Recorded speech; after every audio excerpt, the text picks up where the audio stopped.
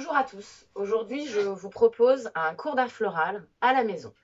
Alors, le but du jeu est très simple, hein, c'est de s'amuser, prendre un petit peu de plaisir et aussi d'apprendre de nouvelles choses. Donc, on est en période de printemps, période printanière. Donc, on a de jolies fleurs qui commencent à pousser sur les balcons, dans les jardins ou à l'extérieur. Et de ce fait, j'avais envie de m'amuser un petit peu et de partager ça avec vous. Alors, il va vous falloir un petit peu de matériel que vous pourrez trouver dans vos placards ou aussi modifier ou adapter en fait en fonction de ce que vous avez. Et un petit peu de feuillage et de fleurs que vous pourrez. Alors, les fleurs, c'est pas forcément nécessaire, hein. Le feuillage est plus important, j'ai envie de vous dire. Ça peut donner beaucoup de volume et ça peut faire quelque chose de très sympa. Donc, voilà, vous pouvez très bien glaner un peu de feuillage sur vos balcons, si vous avez la chance d'avoir un jardin, ou lors de vos petites promenades quotidiennes, si vous pouvez prendre deux, trois branches d'arbres en passant ou de buissons. Ça sera facilement réalisable et à la portée de chacun. Voilà. Donc, c'est parti pour ce cours d'art floral à domicile. Alors, présentation du matériel.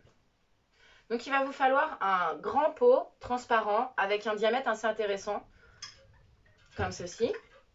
Ensuite, il va vous falloir un bout de carton que vous découperez comme ceci pour pouvoir venir le ploguer en fait sur votre contenant directement. Il vous faudra un couteau, un sécateur, un pinceau, un ciseau. On ne se moque pas, j'ai perdu les miens, ils sont minuscules. Un petit bout de plastique transparent pour l'étanchéité de la composition. Un petit bout de tissu, peu importe la couleur. Essayez de choisir un truc un peu sympa par rapport aux fleurs que vous aurez choisi, que vous aurez la possibilité de mettre dans la composition. Il vous faudra en fait de la colle à papier ou ça marche aussi, de la colle à papier peint. Voilà. Et un petit... Ah oui, et surtout, bah oui, forcément, on y arrive. Moi, j'ai la chance d'avoir un jardin. Donc, du coup, j'ai une superbe glycine dans mon jardin. Donc, aujourd'hui, je vais travailler sur la glycine, qui est juste magnifique. Une belle glycine violette comme ceci. Et j'ai été cueillir un peu de feuillage à droite, à gauche dans le jardin. Donc, voilà, j'en ai pris un peu plus pour vous montrer, pour qu'au cours de la réalisation, vous puissiez adapter avec ce que vous avez trouvé pour la réalisation de votre propre composition. Et voilà pour le matériel. Je vous conseille de bien préparer tout avant pour pouvoir ensuite pardon, excusez-moi. Je vous conseille de bien préparer tout en amont, comme ça après par la suite vous pouvez commencer votre composition et être à l'aise avec votre matériel. Avant la réalisation de la composition, on va travailler sur un grand vase transparent, si vous avez cette opportunité-là.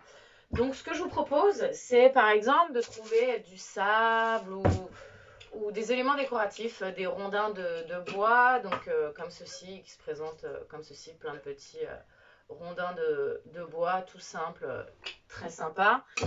De la laine, vous pouvez mettre vraiment plein de choses à l'intérieur pour prendre un peu de volume ou faire quelque chose d'assez sympa. Vous voyez, tout de suite, ça met un peu de couleur pour après venir y mettre notre composition par-dessus.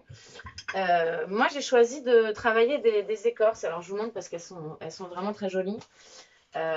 J'ai trouvé quelques petites écorces avec du lichen comme ceci, un peu de lichen dans les bois, des petites écorces comme ceci, que j'avais déjà en fait récoltées et fait sécher en amont. Donc voilà, vous, ça peut être des pines de pin, ça peut être des écorces, des cailloux, des coquillages, ce que vous avez à la maison.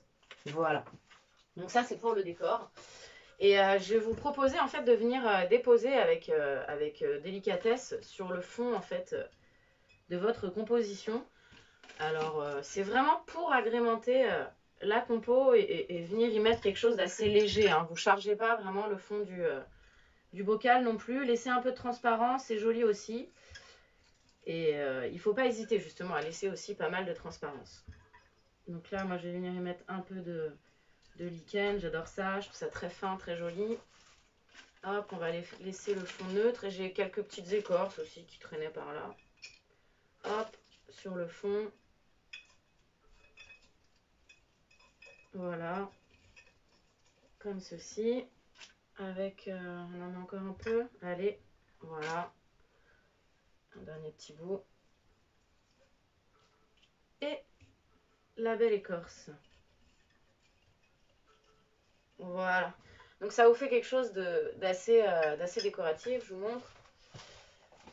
Hop, donc vous avez quelque chose d'assez sympa avec les écorces à l'intérieur. Voilà, et le lichen.